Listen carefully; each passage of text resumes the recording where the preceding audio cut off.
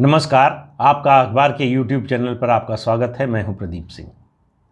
सबसे पहले तो आप सब लोगों को, मित्रों को, शुभचिंतकों को इस बात का आभार, बधाई और धन्यवाद। बधाई आपको भी दे रहा हूं और मुझे भी है कि सब्सक्राइबर की संख्या जो है वो 1 लाख पार कर गई। ये आप लोगों के साथ, आप लोगों के प्रेम, स्नेह और सहयोग के बिना संभव नहीं था। जिस तरह के कमेंट आते हैं, लोग टिप्पणी करते हैं, मैं सचमुच कह रहा हूं कि मुझे बहुत खुशी होती है, बहुत अच्छा लगता है। ये वीडियो बनाकर जितना अच्छा लगता है उससे ज़्यादा आप लोगों के कमेंट पढ़कर लगता है। और इतने 6 महीने के समय में मुझे लगता है कि एक नया वृहद परिवार मुझे मिल गया है। मैंने और किसी चैनल पर इस तरह के कमेंट नहीं देखे। ऐसा लगता है लोग मेरी सुरक्षा, मेरे हित का ऐसा ध्यान रखते हैं जैसे परिवार का अपना कोई निजी सदस्य हो। तो ये प्रेम जो आप लोगों का मिला है, ये तो मेरे लिए जीवन की सबसे बड़ी थाती है और मैं आजीवन इस बात को भूल नहीं सकता, इस एहसास को, इस भावना को कभी भूल नहीं सकता। तो मुझे उम्मीद है कि आगे भी सफ़र में आपका साथ, आपका प्रेम, आपका स्नेह ऐसे ही मिलता रहेगा। अब अगला लक्ष्य 2 लाख का है और वो आपके बिना तो पूरा होने से रहा। तो आप लोगों से उम्मीद है कि आप सहयोग करेंगे और विश्वास है कि जो है 2 लाख की संख्या जो है सब्सक्राइबर्स की, वो जल्दी से जल्दी पहुंचाएंगे। 1 लाख 6 महीने में पहुंचा है तो अगला 1 लाख तो उससे कम में होना चाहिए। तो अब आते हैं आज के मुद्दे पर। लखीमपुर खीरी कांड को आप जो उस दिन 3 अक्टूबर को दुर्घटना हुई, केवल उसी संदर्भ में मत देखिए। उसके पीछे बहुत कुछ है, उसके पीछे की प्लानिंग बहुत कुछ है।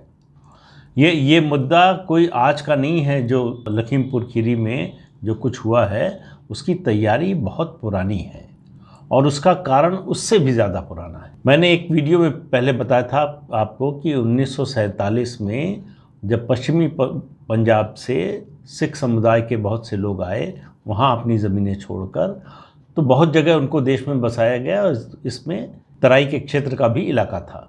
यहाँ उनको 12.5 एकड़ ज़मीन दी गई और उनको खेती करने के लिए कहा गया। ये बात सही है कि उन दिनों वहाँ की परिस्थिति जो है, स्थिति बड़ी विषम थी। जंगल झाड़ था, उसको समतल करना, बराबर करना, लेकिन बहुत उपजाऊ ज़मीन थी, तो इसलिए उनको उसमें फ़ायदा था। वो वहाँ बड़ा संघर्ष किया, सुरक्षा को लेकर, जंगली जानवरों को लेकर बहुत से मुद्दे थे।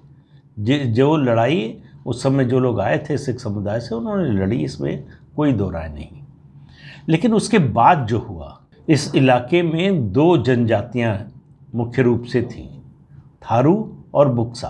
और आपको आज जानकर या सुनकर ये आश्चर्य होगा कि इन दोनों जनजातियों के पास लगभग 2.5 लाख एकड़ ज़मीन थी, जो आज की तारीख में 15,000 एकड़ रह गई है। तो ये बाकी ज़मीन कहाँ चली गई? अब ज़मीन तो ऐसी चीज़ है नहीं कि कहीं और ट्रांसफ़र कर दें या लॉकर में रख देंगे या स्विस बैंक में जमा कर देंगे। तो ज़मीन तो वहीं है। तो हुआ ये कि अगर आपको याद हो तो 1960-70 के दशक में इन जनजातियों के लोगों का बड़े पैमाने पर खून हुआ, हत्या हुई, हिंसा हुई इनके साथ, इनकी ज़मीन पर कब्जा करने के लिए। इनकी ज़मीन पर कब्जा किया गया और 12.5 एकड़ के खेत जो है वो 200, 400, 1000, 2000 एकड़ के फार्म हाउस में बदल गए। ये है तराई की कहानी। ये लखीमपुर, पीलीभीत और उधम सिंह नगर जो है और थोड़ा आसपास का और इलाका, ये कहानी जो है दरअसल जनजातियों की ज़मीन पर कब्जा, वन भूमि की ज़मीन पर कब्जा और ये सब अवैध कब्जा। शुरू में क्या किया कि उनसे लिखवा लिया जबरन। तो जब ये मामला आया, सरकार के संज्ञान में आया और ये मामला बढ़ने लगा, जब सरकार के संज्ञान में तो सब रहता है, सवाल ये होता है कि वो उस पर एक्ट कब करेगी, कार्रवाई कब करेगी। तो सरकार को लगा कि ये ज़्यादा हो रहा है, तब एक कानून बनाया गया कि इन थारू और बुक्सा जनजातियों से ज़मीन कोई खरीद नहीं सकता और जिसने खरीदा है उसको वापस करना पड़ेगा, उसकी रजिस्ट्री जो है वो रद्द हो जाएगी। और उत्तर प्रदेश में 60 के दशक में शुरू में ही ज़मींदारी उन्मूलन एक्ट लागू हो गया, कानून लागू हो गया। तो उसके तहत 12.5 एकड़ से ज़्यादा की ज़मीन किसी वयस्क व्यक्ति के पास उससे ज़्यादा नहीं हो सकती थी। तो फर्जी नामों से और जो है बाहर के लोगों के नामों से इस तरह से ज़मीनें वहाँ खरीदी गई।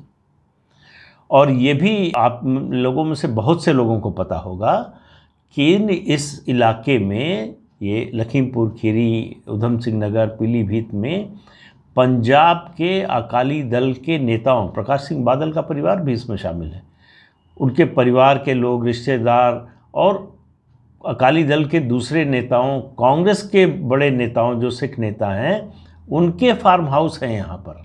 तो ये मुद्दा उत्तर प्रदेश से का कम और पंजाब का ज़्यादा है। 1981 में प्रदेश सरकार ने इसके खिलाफ अभियान शुरू किया कि ये जो 12.5 एकड़ की जो सीलिंग है, उससे बाहर की जो ज़मीन है उस सबको खाली करना पड़ेगा जिसके पास भी है।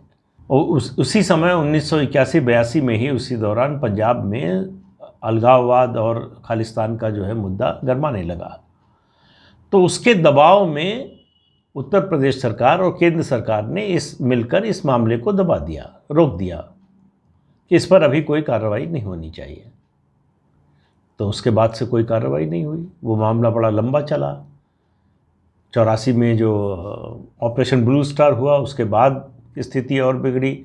तो ऐसे में कोई भी सरकार ये जोखिम लेने के लिए तैयार नहीं थी कि तराई में इस तरह की कार्रवाई करे, क्योंकि वो सीधे सीधे जोड़ दिया जाता कि ये सिखों के पर अत्याचार हो रहा है, सिखों के खिलाफ अन्याय हो रहा है, इससे जोड़ दिया जाता। 1998 में कल्याण सिंह ने इसके खिलाफ फिर से अभियान शुरू करने का फैसला किया और फिर वही हुआ। उस समय केंद्र में अकाली दल के समर्थन से चल रही थी अटल बिहारी वाजपेयी की सरकार। अकाली दल ने विरोध किया, दबाव डाला कि ये जो है रुकना चाहिए। तो उस समय भी जो 1981 में जो कानून बना था, 2 कानून बने कि आप खरीद नहीं सकते, खरीदा है तो लौटाना पड़ेगा। उसके अलावा तीसरा जो है वो सीलिंग एक्ट जो है उत्तर प्रदेश का, वो लागू होगा। इसके विरोध में आंदोलन उत्तर प्रदेश के किसी किसान ने नहीं किया, उत्तर प्रदेश की किसी पार्टी ने नहीं किया, उत्तर प्रदेश के किसी नेता ने नहीं किया। अकाली दल ने इसका विरोध किया, इसके खिलाफ आंदोलन किया। ये नहीं होना चाहिए, गलत हो रहा है। मतलब कानून के मुताबिक जो हो रहा है वो गलत हो रहा है, उसे रोक दिया जाना चाहिए। आदिवासियों की ज़मीन आप हड़प लें, उस पर कब्जा कर लें, वन भूमि की ज़मीन आप हड़प लें, कब्जा कर लें, तो इसको गैर कानूनी नहीं माना जाना चाहिए। राजनीति इस तरह के काम करवाती है और राजनीतिक दबाव में पार्टियां इस तरह के काम करती हैं। तो ये मामला जो है लगातार टलता रहा। जो काम शुरू में ही हो जाना चाहिए था, जब ये थारू और बुक्सा जनजाति के लोगों की हत्या शुरू हुई, उनकी ज़मीन पर कब्जा शुरू हुआ, उनकी ज़मीन जो है औने पौने दाम में खरीदने का जो अभियान चला, ये सब रोका नहीं गया। तो रोका नहीं गया तो छोटा सा घाव बढ़कर कैंसर बन चुका है। अब वो कैंसर का आप इलाज करेंगे तो उसका एक ही तरीका है कि आपको सर्जरी करनी पड़ेगी। और सर्जरी का आपको मतलब मालूम है, राजनीति में इस तरह के मुद्दे पर सर्जरी का मतलब होता है कि आप राजनीतिक विरोध झेलने के लिए तैयार रहिए। वहाँ तक भी गनीमत होती है, लेकिन समस्या तब होती है जब उस सर्जरी का विरोध करने वालों के साथ अपने राजनीतिक हित के लिए लोग जुड़ जाते हैं। तो इसकी शुरुआत कैसे हुई? 2017 में उत्तर प्रदेश में भारतीय जनता पार्टी की सरकार बनी और मुख्यमंत्री बने योगी आदित्यनाथ। उन्होंने सरकार में आने के साथ ही ये घोषणा की कि जो भू माफिया हैं, जो सरकारी ज़मीन पर और या निजी ज़मीन पर अवैध कब्जा करने वाले हैं, उनके खिलाफ अभियान चलेगा। और आपको मालूम है कि इन 4.5 सालों में इस अभियान का क्या नतीजा हुआ है? ये बात आपको कोई जल्दी बताएगा नहीं। इस तरह के काम जो है कोई सरकार इससे पहले करने की हिम्मत नहीं करती थी। 1,54,000 एकड़ ज़मीन कब्जे से, अवैध कब्जे से मुक्त करा ली गई। 1,54,000 एकड़ ज़मीन। और जो गणित जानते हैं उनका ये कहना है कि लखनऊ शहर जो है, पूरा लखनऊ ज़िला, शहर नहीं, पूरा लखनऊ ज़िला के बराबर की ज़मीन जो है अवैध कब्जे से मुक्त कराई गई। और ये इतनी आसानी से नहीं हुआ है। पहली बात तो ये हुआ, और ये होने का फैसला इसलिए हुआ कि जो स्टेट की लीडरशिप है, सरकार की जो लीडरशिप है, उसमें पॉलिटिकल विल है, वो ये करना चाहती थी। उसमें भेदभाव नहीं हुआ कि ये हमारी पार्टी वाला है या हमारा जानने वाला है तो इसके खिलाफ नहीं होगी, उसके खिलाफ होगी, ऐसा कुछ नहीं हुआ। इसलिए आपको दिखाई देगा कि इसके खिलाफ किसी राजनीतिक दल की हिम्मत नहीं हुई बोलने की। तो इस अभियान के तहत कुल 2464 अतिक्रमण खाली कराए गए, 187 लोगों को जेल भेजा गया और 4407 FIR दर्ज हुई। अंदाज़ा लगा लीजिए आप। इसके अलावा 41 बड़े भूमाफिया जो थे उनकी संपत्ति कुर्क की गई। 170 भूमाफिया के खिलाफ, अवैध कब्जा करने वालों के खिलाफ गैंगस्टर एक्ट लगा, 2 के खिलाफ रासुका लगा, राष्ट्रीय सुरक्षा कानून, 399 लोगों के खिलाफ गुंडा एक्ट में कार्रवाई हुई और 102 के खिलाफ हिस्ट्री शीट खोली गई। इतने बड़े पैमाने पर जो ये अभियान चला, उसका नतीजा ये है कि सरकार की तमाम ज़मीन जो अतिक्रमण कर ली गई थी, कब्जा कर ली गई थी, या निजी लोगों की जिनको मार पीट कर जबरन कब्जा कर लिया गया था। और सबसे बड़ा उदाहरण तो आज़म खां हैं, जिन्होंने अपने विश्वविद्यालय के लिए जो है दलितों की, पिछड़ों की, गरीब मुसलमानों की, सबकी ज़मीन पर कब्जा कर लिया, जबरन एफिडेविट बनवा लिया कि हम स्वेच्छा से दे रहे हैं या स्वेच्छा से बेच रहे हैं, वो सब वापस हो रहा है। तो दर्द इसका है, कारण ये है लखीमपुर खीरी में जो कुछ हुआ है वो इसके खिलाफ। लेकिन आप सीधे तो इसके खिलाफ बोल नहीं सकते, ये नहीं कह सकते कि हमने जो है अवैध कब्जा किया हुआ था ज़मीन पर और हमसे खाली कराया जा रहा है, इसलिए हम सरकार का विरोध करेंगे। सरकार का बड़ा स्पष्ट आदेश है कि 12.5 एकड़ की जो सीलिंग है, उससे ज़्यादा ज़मीन पर जो खेती कर रहा है, जिसका अवैध कब्जा है, उसको खाली करना पड़ेगा। नोटिस जाना शुरू हो गए। तो ये मामला इसलिए वहाँ पर जो है उबाल पर था, अंदर अंदर उसका कोई रास्ता खोजा जा रहा था। तो रास्ता मिला किसान आंदोलन। जब आप कहेंगे कि हमने अवैध कब्जा किया है, उसको खाली कराया जा रहा है, इसका विरोध कर रहे हैं, तो आपके साथ कोई खड़ा नहीं होगा। फिर आपको बोलने में भी दिक्कत होगी, फिर कानून भी आपका साथ नहीं देगा, अदालत भी साथ नहीं देगी। लेकिन जब आप किसान और विक्टिम बन जाएंगे कि हम किसान हैं इसलिए हमको परेशान किया जा रहा है, तो फिर राजनीतिक दल आएंगे, अरे भाई किसानों को क्यों परेशान किया जा रहा है, हम किसानों के साथ हैं, उन पर अत्याचार नहीं होने देंगे। ये नहीं कहेगा कोई कि हम किसानों पर अत्याचार नहीं होने देंगे, लेकिन साथ में किसी को गैरकानूनी काम भी नहीं करने देंगे, किसी को सरकारी ज़मीन पर अवैध कब्जा भी नहीं करने देंगे। हम उन किसानों का साथ नहीं देंगे जो अवैध कब्जा करके सरकारी ज़मीन पर बैठे हैं, खेती कर रहे हैं। लेकिन इस अभियान की शुरुआत में हुआ ये है कि जो ये 100, 500, 1000 एकड़, 2000 एकड़ के फार्म हाउस थे, सरकारी रिकॉर्ड पर आ गए सबका कि ये 12.5 एकड़ से ज़्यादा का नहीं। तो ये बहुत बड़ा सेटबैक, बहुत बड़ा धक्का था उन लोगों के लिए जिनके यहाँ फार्म हाउस है। इसमें अच्छी खासी संख्या में नेता शामिल हैं, उत्तर प्रदेश के भी हैं, पंजाब के भी हैं, पंजाब के ज़्यादा लोग हैं। तो ये जो नेक्सस था, politician, land mafia, bureaucracy, police, ये सब मिले हुए थे। सबको पता था कि ये कब्जा हो रहा है, सबको पता था कि ये जो कुछ हो रहा है अवैध हो रहा है, लेकिन हो रहा था। उनको अब समस्या ये भी हो गई ना कि अब जो है धान हो या गेहूं हो जिसकी खेती आप कर रहे हैं, वो जब MSP पर बेचने जाएंगे तो पैसा तो आपके अकाउंट में आएगा सीधे, ये तो सुविधा की बात है। लेकिन इन लोगों के लिए समस्या ये हो गई कि वहाँ बताना पड़ेगा कि ज़मीन कितनी है आपके पास। तो ज़मीन तो 12.5 एकड़ है और आप उपज बेच रहे हैं 1000 एकड़ की, ये कहाँ से आया? ये सवाल अब मैंने पहले भी बताया था आपको कि हरियाणा और पंजाब को छोड़कर पूरे देश ने, मोदी सरकार जब से आई तब से ये कानून लागू हो गया कि जो भी MSP पर खरीद होगी, सरकारी खरीद होगी, उसका पैसा किसान के खाते में सीधा जाएगा। लेकिन लगातार पंजाब और हरियाणा इसको टालते रहे। हरियाणा ने फिर लागू कर दिया। पंजाब इस साल भी नहीं चाहता था कि छूट मिल जाए, सरकार ने कह दिया नहीं मिलेगी। अगर ये आपने इंतज़ाम नहीं किया सीधे खाते में भेजने का तो सरकारी खरीद नहीं होगी, तब भेजा गया। लेकिन इस बार भी छूट ले ली कि अभी कुछ समय के लिए छूट दे दीजिए कि वो जो लैंड रिकॉर्ड है उससे मैच कराने का जो है वो व्यवस्था अभी न शुरू हो। तो पिछले बार गेहूं की फसल के समय हो गया था, लेकिन अब धान की फसल आई, अब वो नहीं होगा।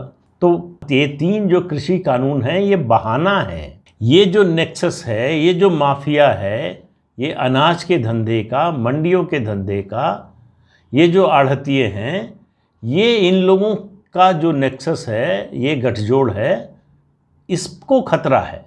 कृषि कानून, इन 3 कृषि कानूनों से किसी किसान को, सामान्य किसान को कोई दिक्कत नहीं है होने वाली। जो ईमानदारी से अपनी खेती करता है, धान गेहूं जो भी उगाता है, जो एमएसपी पर बिकता है, जाकर बेचता है मंडी में, उसके लिए कोई समस्या नहीं। उसके लिए सुविधा हो गई है कि उसको आढ़तिया का चक्कर नहीं लगाना पड़ेगा, उससे गिड़गिड़ाना नहीं पड़ेगा कि हमारा पैसा दे दो, सीधे उसके खाते में पैसा आएगा। तो ये लखीमपुर खीरी के पूरे मुद्दे के अलग अलग आयाम हैं।